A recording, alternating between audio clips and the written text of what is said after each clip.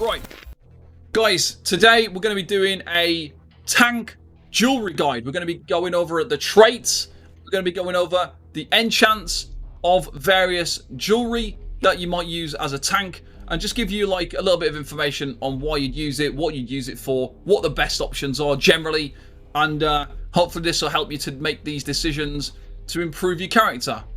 And jewelry is a very kind of integral part of your build. So when you are a tank, your jewelry makes a huge impact on how your build works. It makes a huge difference to sustain. It makes a huge difference to a number of different things. And by picking the perfect jewelry for your build and your setup will really drastically improve your ability to perform and sustain as a tank. Okay, so we're just going to go over all the different jewelry traits, explain all the information about them, and then kind of explain if it's useful or not. So starting off with like your base jewelry traits. So that jewelry will drop in these three traits. So you've got healthy, you've got arcane, you've got robust. Now, generally, it's not worth taking this jewelry trait because, yeah, one piece of jewelry, one piece of healthy jewelry will give you 9, 6, 5 health. But when you've got loads and loads of health, yeah, that's good. But like, you're going to be missing out on so much sustain and other benefits by having the healthy jewelry. So jewelry will drop in these traits, so it's fine to use temporarily, but you want to move away and craft some of these jewelry pieces with a better trait. So those three, in general effect, wouldn't be something that you want to use long term. It's like a temporary thing. Obviously, out of the three, health is good because the more health you've got, the more kind of hits you can take before you need to heal and before you die. So having health is good. Having stamina is good as well, because obviously if you're somebody who's new to tanking, then obviously you can block for longer. But in general, having more stamina doesn't prevent you having sustain issues on your stamina if you're permanently blocking. You don't want to get in that route of just permanently blocking, because you will eventually run out of stamina still. You need to learn how to sustain without having ridiculously high max stamina.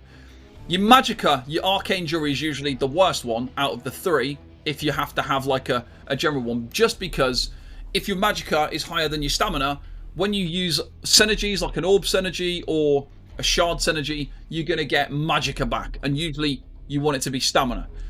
So generally arcane would be the least useful out of the three, but in general you wouldn't want to use these. It would actually be somewhat better to use Triune instead of using these. So if you are going to use max stats for whatever reason, using Triune is going to give you more, because it gives all three. And when you add them all together, it's more than what you'll get from just like a single stat. It's the same as using the tri-stat glyph. So when you use a tri-stat glyph, yeah, you get less. Like if you use a health glyph and you switch it to tri-stat, you'll have less health, but you'll have more overall stats. And it's the same situation with jewelry. If you use Triune rather than these three, it would be better because you'll get more overall stats, but you'll have less of each individual one. The next jewelry trait, Swift. So when it's in gold quality, it will increase your movement speed by 7% per piece. This is really, really useful. If you're not using a Ring of the Wild Hunt for ad pulls, people don't always do that. Sometimes you can't fit it into your build. Sometimes you're using other mythic items. That is a nice option to use for ad pulls as well. But if you wanted to, you can just use Swift. And what this is going to do is give you a huge movement speed boost. Now, there's not really that many places that this is really useful. The number one place is ad pulls. Whether that's in dungeons or trials or whatever, Swift is good for those situations. And the reason why is because as like a tank, you don't want to be behind your group. You want to be ahead. So even in like progressive content, you still want to be getting to ads before your group. You don't want people to start aggroing enemies before you're there. You want to be ahead. You don't want to leave people standing around waiting for you because you're slow. And obviously when you wear heavy armor, your character is slower. So by using Swift, I personally love using it in the ad pulls because you can just zip and zap around. You can get to places, taunt, run to next one, taunt, change. Like, it's so fast because obviously you're able to just move around areas quicker, so you're able to pull ads in faster. So it's a really useful trait for ad pulls. Some people like it in Cloud Rest as well. And I can kind of understand that because in Cloud Rest, Zamaja will go into the ground and then reappear on the opposite side of the room. Now, personally, I would rather use Harmony or Infused in that situation, and then use the Steed Munderstone potentially with my Divine's gear. That is still giving me all the speed buff, but without using all of my jewelry. I can still get other benefits on my jewelry. But yes, some people like to use it for cloud rest. I personally don't, but I can understand why people do it. So yeah, Swift, really good option for ad pulls. Next, we've got the Harmony Jewellery. So this increases damage, healing, resource restore, and damage, shield, strength of synergies you activate by 20%. If you think about it in this kind of way, this is an inactive jewellery trait. So it's not useful, really, because the only time it does anything for your character is when you use a synergy. So when you activate a synergy, that's when it's useful. So if you only use one synergy every 20 seconds, it's only useful once every 20 seconds. So it's useless for 19 seconds out of every 20. Now, I know some people do like to use this because it buffs synergies. So when you use an orb synergy, you'll get more resources back. So I have seen quite a few beginners using this, but I would advise kind of against it in that way. You would be better off just having something that's active 100% of the time rather than just those times. And also you've got to think, if you are using it to buff the orb synergy to get more resources back, if you don't have that orb synergy on cooldown, every additional second that you're waiting for somebody to cast that orb or cast that shard for you to use it, you are basically wasting the entire jewelry set. So if you're using it, it's just not doing anything for the entire time that you're waiting. So that would be my reason to advise people not to use Harmony, is because it's just inactive. Now, the only one time that I do like to use this is if I am the Cloud Rest main tank for Execute. And it is still really, really strong. Now, you don't absolutely need this. Like nowadays, it isn't like as frequently used as it used to be. Once upon a time, this was mega, mega strong. And also it was much more difficult to heal people out of the Baneful Mark. Nowadays, it doesn't seem as hard for the healers to get people out of Baneful Mark. Obviously, people run with less health, so it doesn't take as much effort to get people back up to full. But yeah, using Harmony in Cloud Rest, so you kind of buff yourself up, Igneous Shield, Green Dragon Blood, boom. And you use the Blood Altar Synergy. With 3 pieces of Harmony, it takes you to full health in one button. So that is really, really strong. So for progression groups in Cloud Rest, it probably would still be pretty good to do that as the tank, because you don't want to be sitting around and dying in a progression group. You want to try and keep yourself alive. And if you follow that routine of going Igneous Shield, Green Dragon Blood, use the Blood Altar Synergy with the Harmony Jewellery on, that will get you to full health, and it still will now. So it is very useful. But that's the only time. That's the only time I think it's worth it. You just got to think of it in the way that this trait of jewelry doesn't do anything when there's no synergies. It only is useful for orbs, really, and for like orbs, shards, and blood altars. The other synergies, like doing increased damage. If someone puts a conduit synergy down, it does increase damage. Is that useful? Not really. So yeah, like I wouldn't really use Harmony Jewellery for that reason. Okay, next we've got Triune. Now, there are like very niche settings and places where I do like this trait. Overall, generally, is it a good trait? Not really, because you get more max stats. And like I said before, it's better than using Arcane, it's better than using Healthy, it's better than using Robust. And back when things like Kind's Aegis hard mode first came out, a lot of tanks in like the first people who were clearing the hard mode, the first people getting the trifectas, their tanks were using Healthy Jewelry. That's where I started using Triune to bring all my stats up, because I didn't want to focus on just one stat. I wanted more of everything so that I could perform my role better. Now, that will still be the case now. So if you do need to stack more stats for whatever reason, then obviously this is a good option. But you do lose sustain by doing so. So having more stats is nice, but you do lose sustain by doing it. So I wouldn't advise you using Triune, because you got to think, it's costing resources to do so. It's using up your transmute crystals. It's using up potentially the stones to get them to craft the jewelry. So I wouldn't craft jewelry in Triune. Having a set of like Yolnahkrin in Triune alongside your infused, yeah, if you want to, then that's fine. But personally, you shouldn't need to stack max stats. You shouldn't really need to. You want to focus more on sustain if you can. So this isn't going to improve your sustain. It's just going to give you longevity in whatever it is you're doing, but you're still going to have those sustain problems. So you're going to run out of magicka faster because you've not got cost reduction infused. You don't have magicka recovery infused.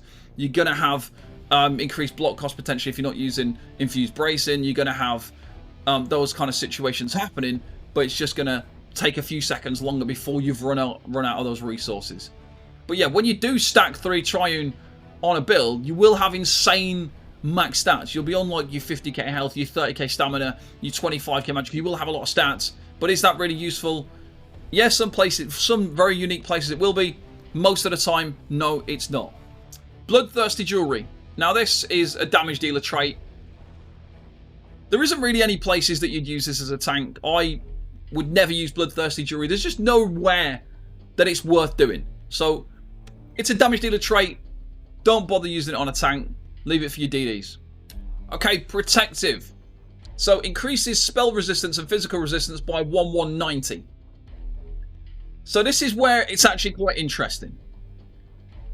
So there's a lot of like talk and disagreements with like what the best traits of gear is, what the best then this and this, whatever. If you actually think about it this way, so people who use reinforced gear, for example, might be like if you're a Nord and you've got your resistance CP and things like that, like you can achieve the same stats and the same things in multiple different ways. So Protective in general isn't something that you need because you can reach the resistance cap without it.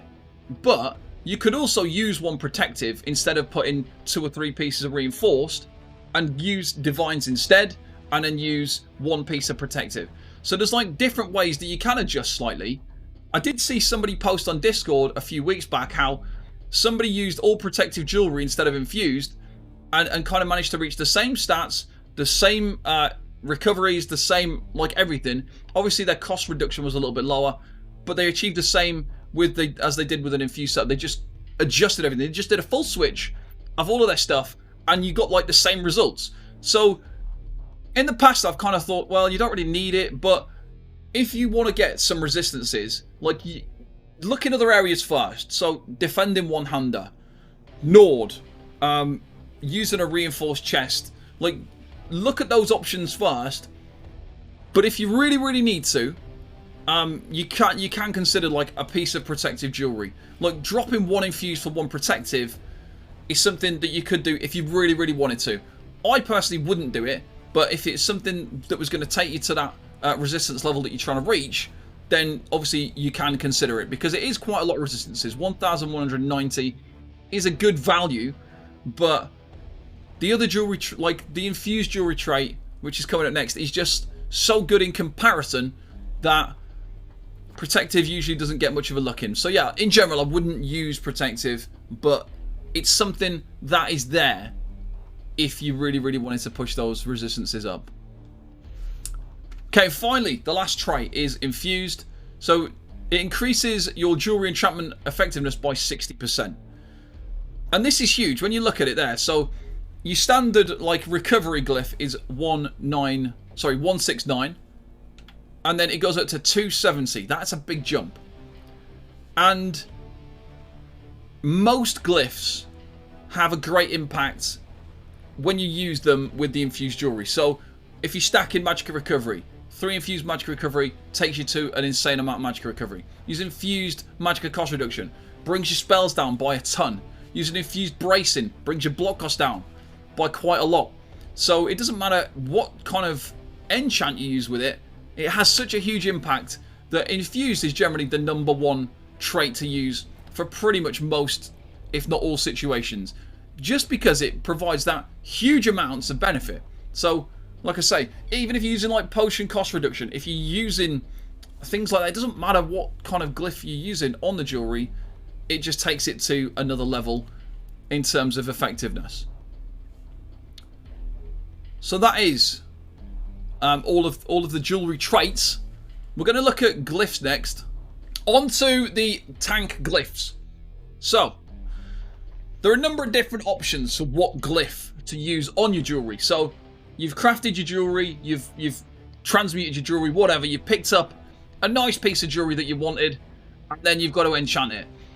And there's quite a few different options for glyphs that can be useful for different situations. So we'll start from the top. So your general recoveries, health recovery is not something that's worth stacking.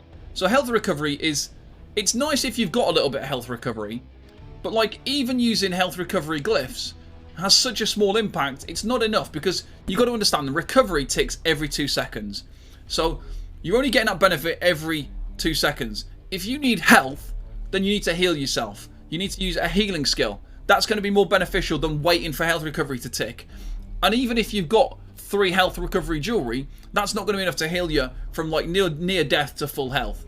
And so that means you obviously need magicka recovery, because your magicka recovery also ticks every 2 seconds, but it's easier to use like 2,000-3,000 magicka to heal yourself from like near death to full, rather than waiting for your health to tick every 2 seconds for 10 minutes while you wait for your health to build up. So do you know what I mean? It's better to utilize that. Now, stamina recovery, a very niche situation that this is useful once again. So as I mentioned before, sometimes there are certain situations where you might use something like this. It's not useful for tanking. So when you block, so you're standing there holding your shield up and you're blocking. You do not gain stamina recovery while blocking. The only time that you gain stamina back while blocking is if you are blocking with an ice staff with the tri-focus passive like equipped and like you've got that input, then you would get stamina recovery. But when you are doing an ice staff build, maybe you got a double ice staff build, you wouldn't use stamina recovery jewelry because you wouldn't really be using any stamina skills. So stamina recovery, very niche. The only places that I've ever really used it were Cloud Rest when I'm tanking the Griffins, because I'm perma dodge rolling. I'm roll dodging every single swipe that the Griffins do, so I use stamina recovery because I'm never blocking. The other place is the Locustes fight, Locustes hard mode in Sunspire. That's because I'm also never ever blocking on that fight. Stand at the back of the room, I spam defensive stance to reflect the damage back at the boss, and I use stamina recovery because I'm not blocking, and because I want to, sometimes I might be maintaining stagger in that situation, I'm casting defensive stance to cast the damage back, so it reflects the damage back at the boss, and you do about 30k DPS. So stamina recovery for those very niche situations is good, but generally, if you're going to go with a recovery, magicka recovery is the better option. Okay, next we've got cost reduction, and this is again really interesting. So it's 203 cost reduction at base value. If you use infused, it's going to be buffed to a much higher number. So you've got reduced the cost of magicka, and then you've got reduced cost of stamina, cost of abilities. So these are both very useful.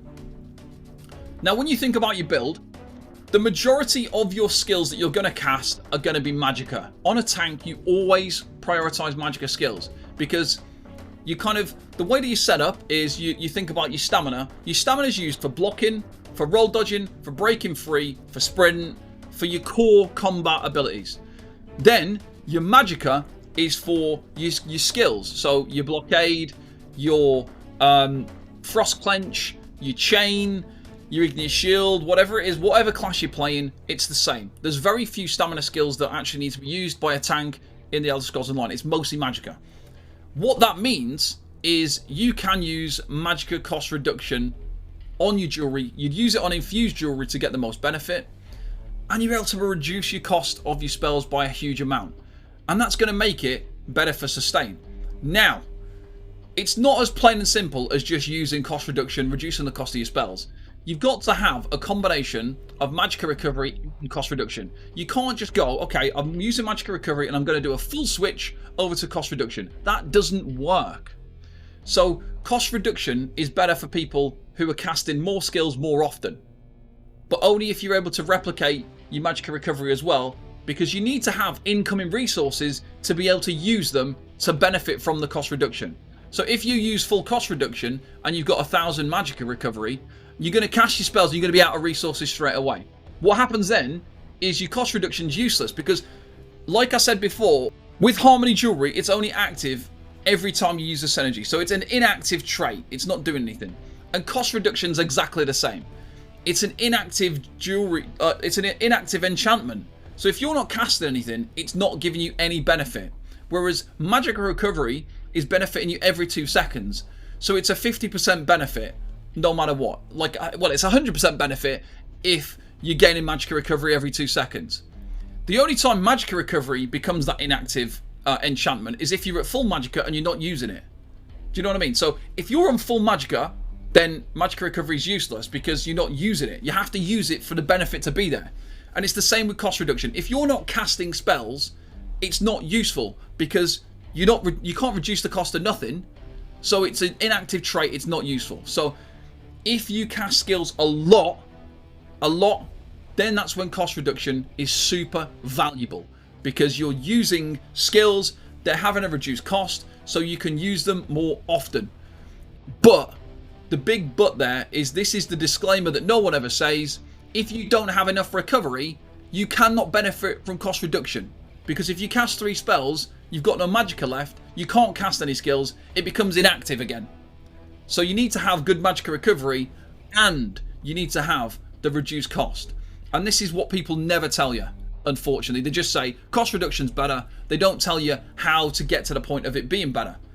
Like for me, the way that I found it works best is if I'm casting a skill almost every second, and I've got 2,000 to 2,500 magicka recovery. So this is if I'm using the Atronach Munderstone, I'm using Divine's Gear, I'm using a potion, I've got major and minor intellect.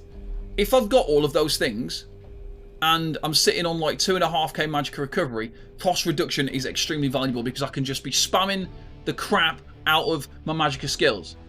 If I'm kind of on like 1.5k magicka and I use all cost reduction, I'm like running out too soon. And then all of a sudden I'm sitting there having to wait for my magicka recovery ticks till I can use a spell. So then the cost reduction's useless because I'm having to wait. I'm waiting. So this is the critical part of using cost reduction, is you have to make sure that you've still got enough recovery. The only opposite side to that is stamina cost reduction. So the way you've got to look at stamina cost reduction is if you are using stamina skills, if you are somebody who's blocking, using stamina skills, you've got like the double problem of having like the double drain. You've got double drain on your stamina. You've got the drain from blocking, you've got the drain from your skills. So then using like bracing jewelry to reduce your block and using a reduced stamina cost can be useful because you're reducing that stamina cost, so you're consuming less stamina. So that's where is like it can make a big impact if you've got like quite a few stamina skills, but there isn't really that many times where stamina skills are going to be there. For a Dragon Knight tank, using 1 stamina cost reduction is very useful when you're trying to learn how to maintain stagger, the Stone Giant skill. When you've got the Stone Giant skill, you're trying to maintain that stagger debuff. Using stamina cost reduction is really, really useful. Infused stamina cost reduction, because that stagger can be hard to sustain because you are obviously consuming a lot of stamina. Stagger's really easy to sustain if you're not blocking because you've got your stamina recovery ticking. Then if you block less, stamina recovery will tick. It'll only tick a little bit, but at least it's ticking. And if you've got some cost reduction as well, you're gaining stamina back and you're reducing the cost and you're maintaining a debuff. So in that situation, that's when stamina cost reduction is useful. But for most builds, you're not using that much stamina. You've got to look at what skills are you using. Is it worth reducing the cost? Do you have enough recovery? Are you blocking? Are you not blocking? Which way are you doing it? That's how you kind of work this out. The physical harm, the spell damage, and things like that, these are not particularly useful for a tank. Obviously, if you're playing like a hybridized build, if you're somebody who's really pushing the top end of performance, then obviously using things like this in easier content could be an option.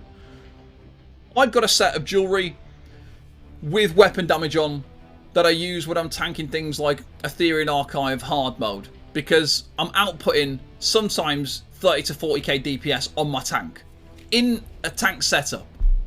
So it isn't like you can use, like you've got to just think, are you hybridized tanking? In which case, do you want to add more damage? And is it going to negatively impact your build in other ways? Also, if you're running Engulfing Flames, some people like to stack some stats here, some of the weapon and spell damage to buff up their Engulfing Flames. Decreased physical harm, so increased resistances. Now, the reason why these are something that I don't use is because it's just 1 resistance. So you get 1,000 resistances, but it's only physical and it's only spell. So it's not really something that I would use. Yeah, so these like I say, it's not particularly great because it's only 1 single type of resistance. when we move down to the even more individual resistances, so the way you've got to understand how resistances work to know if it's worth having like frost resistance, for example. So this is an absolute ton of resistances, 3,520 frost resistance.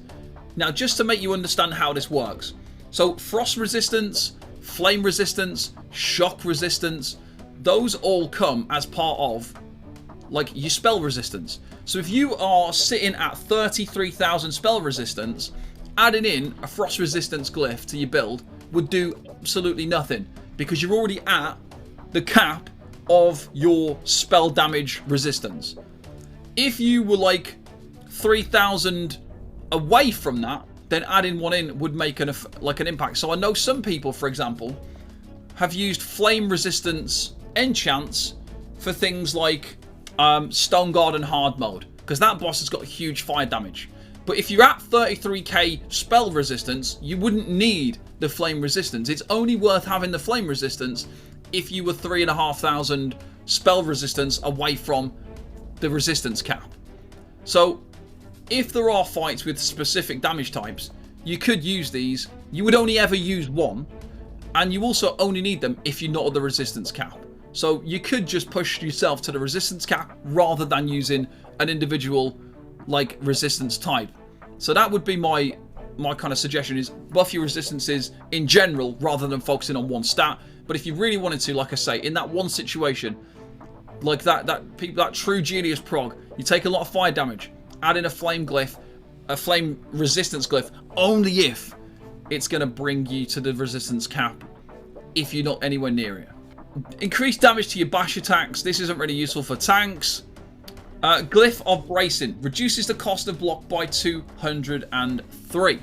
So this is an interesting thing. So if you use one infused bracing enchant, that will take you to almost the same block cost reduction as using a full sturdy setup.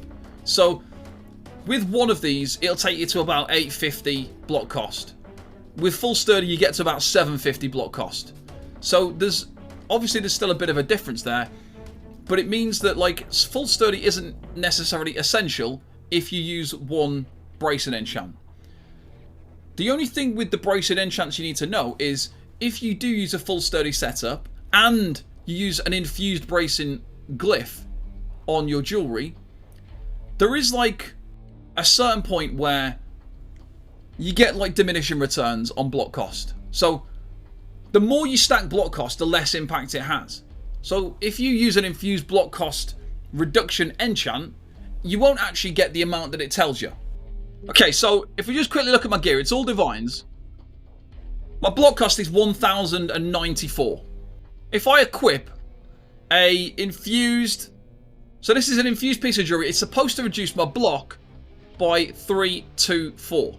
So it's 887.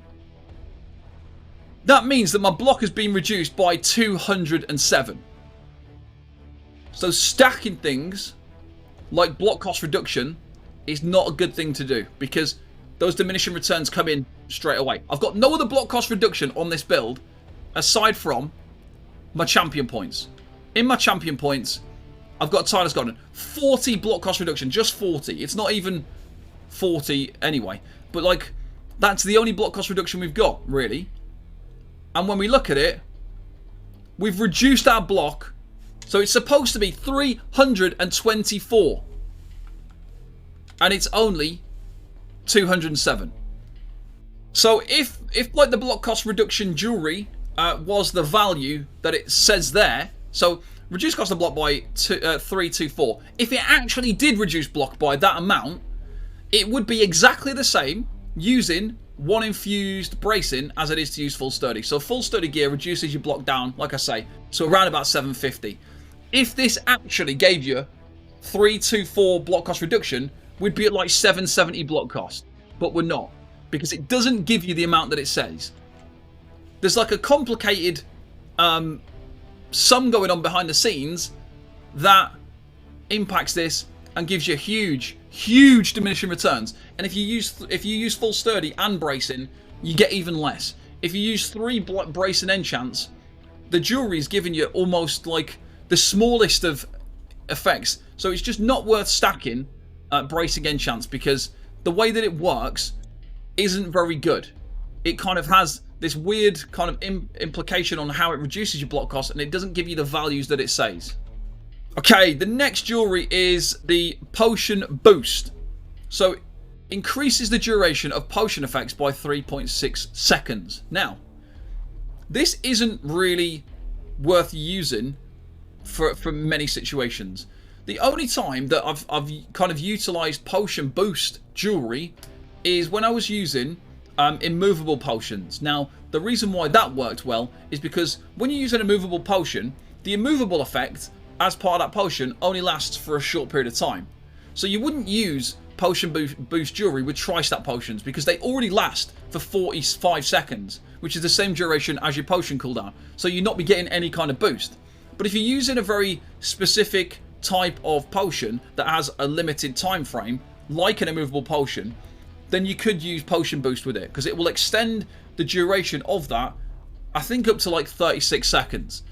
So if you're using 3 potion boost, and one of the places I really liked to use this was in Ethereal Archive. So one of my kind of beginner setups for Ethereal Archive hard mode and things like that, dealing with the axes, not having to worry about the stun, one of my kind of cheat code methods of getting through that for people that are really struggling to maintain aggro of the axes and struggling to maintain resources was 3 infused potion boost. Because when you do that, you almost only have to block for like, I think it's like 8 seconds. You have to block for 8 seconds, and then you can stand there unblocked for the rest of the time, because your immovable effect is active for so long that you're never getting stunned. You're never having like that problem of being stunned by the axes, because you only have to block for a couple of seconds, and then your potion's back again and you get the immovable effect. I know some people have also used that exact same method to do Sunspire hard mode last boss. So the off tank, when they've got all the statues, sometimes when they get the rocks thrown at them, they're not paying attention, they get pinned to the ground, then there's a big problem, then they might have the overhead swing come along and they get killed. But by using potion boost within like immovable potions with the potion boost jewelry, they're able to have that really long period of time where they are immovable. So it is kind of nice, but it's very niche, and it's not really that useful in the majority of times. But it's something to think about if you are using a specific potion that has a short duration effect on it, like the immovable potion. Another really decent jewelry glyph is the potion speed enchant. Now what this does is it reduces the cooldown of potions but like by 5 seconds. So you can drink a potion instead, and when you use it with infused jewelry as well, you can drink a potion every 21 seconds instead of every 45 seconds. Now this has a huge impact in terms of your sustain. Now if you're kind of clever about it, like obviously you have to use potions on cooldown for this to be useful. If you use a potion every 30 seconds or every 40 seconds and use a potion boost, it's not useful. So it's not cost effective because you're using so many potions, you're using them on cooldown, it's expensive because you're using more potions, but it is beneficial because if you're using tri-stat potions and using them every 21 seconds, you're getting a ton of resources back. Now consider the idea that you might also be an Argonian. Can you imagine being an Argonian, using potion boost and your tri-stat potions? You're going to be getting so much resources back. So it is like, again, it's like a niche thing, but it's a really nice way to sustain all of your resources in those kind of situations, and even better if you were an Argonian. Now one of the builds that I do like to use this would be a Nightblade tank. Now the reason why that is because before the Necros existed, and they've got like their necrotic potency which absorbs corpses and gains like a ton of ultimate, the best ulti gain class was a Nightblade, because on a tank, if you were using infused potion speed and you were using infused and you run a Nightblade tank, you can be gaining the ulti back, because every time you drink a potion you gain 20 ultimate. So gaining that 20 ultimate every 21 seconds was a really strong way to play a Nightblade tank to generate ultimate faster. And it's still good now, it's still a good option now, but like obviously there are other ways to gain resources back. You don't have to rely on the really expensive method of doing this. But yeah, again, this can become one of those AFK glyphs if you're not using it on the cooldown. It does work well if you're combining it with gear sets like Arcasis, so you will need a few potion boost glyphs if you do use the Arcasis gear set. Not that it's like a really, really good gear set to use, but if you was using Arcasis, potion, speed, enchants, you would want to bring your potion to 30 seconds so that you can use it on your Arcasis cooldown, and that way you're able to get obviously your potion and you're able to get that as well, and it works really, really nicely.